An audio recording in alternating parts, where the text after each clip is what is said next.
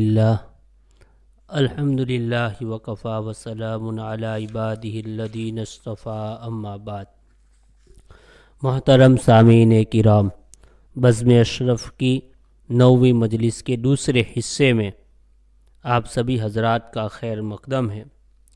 حضرت نے ایک مرتبہ خدا کی مصلحت و حکمت کے باب میں ایک بہت ہی عمدہ بات ارشاد فرمائی ہے۔ چنانچہ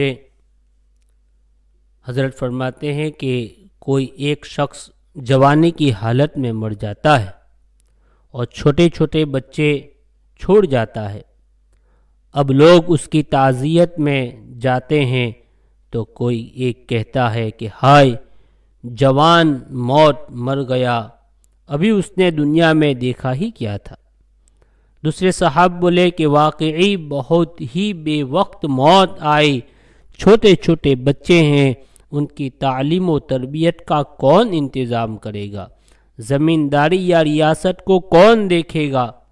اس کے بعد تیسرا کوئی کہتا ہے ارے بھائی خدا کی ذات بڑی بے پرواہ ہے، وہ بڑا مستغنی ہے۔ اب ایسے موقع پر اس کلام کے معنی سوائے اس کے اور کیا ہے کہ نعوذ باللہ خدا کو کسی نفع و ضرر کی پرواہ نہیں، کسی کی مصلحت و حکمت پر نظر نہیں، بس شاہ اودھ کی طرح بے وجہ حکم دے دیا کہ فلاں شخص کو مار ڈالو، توپ خانہ لگاؤ، مارشل لاء جاری کر دو۔ نہ اس کی بیوی کا خیال ہے، نہ بچوں پر رحم ہے، نعوذ باللہ من۔ حضرت فرماتے ہیں واللہ میرا تو اس سے رونگٹا کھڑا ہوتا ہے، یہ سخت بے ادبی کا کلمہ ہے، مگر لوگوں کو ذرا اس پر توجہ نہیں کہ ہم کیا کہہ رہے ہیں۔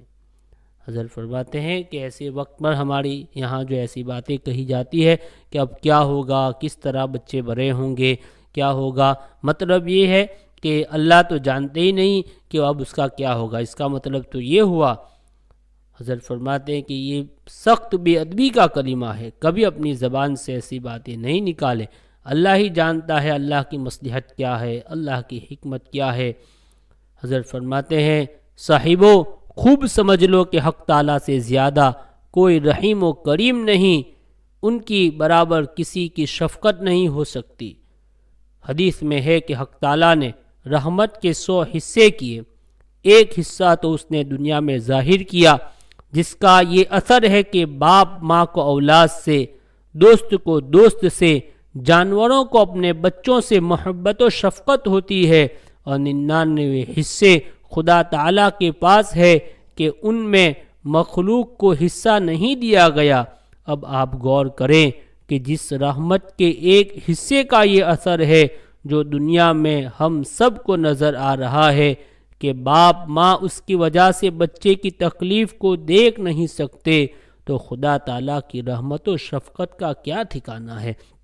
اس لیے اگر کسی کی موت آ جائے اچانک، یا کوئی چھوٹے چھوٹے بچے چھوڑ کر چلا جائے، تو کبھی یہ نہ کہے اپنی زبان سے کہ اس کو ابھی کیوں موت آئی، یہ کیوں چلا گیا، یہ تو اللہ ہی جانتا ہے اللہ کی مصلحت اس میں کیا ہے۔ اسی طرح زندگی کے ہر معاملے میں جو ہمیں ناگوار گزرتا ہے، لیکن اللہ ہی جانتا ہے کہ ان معاملات اور ان حالات سے کیا اللہ رب العزت کا مقصد ہے اور اللہ رب العزت کی کیا مصلحت ہے۔ حضرت نے یہ بہت مختصر بات بہت بلیغ انداز میں سمجھائی ہے، اس لیے ہمیں چاہیے کہ کبھی ہم اپنی زبان سے ایسی باتیں نہ نکالیں۔ اللہ رب العزت ہمیں اللہ کے ہر فیصلے پر راضی رہنے کی توفیق عطا فرمائے، آمین۔ وآخر الدعوانا الحمدللہ رب العالمین۔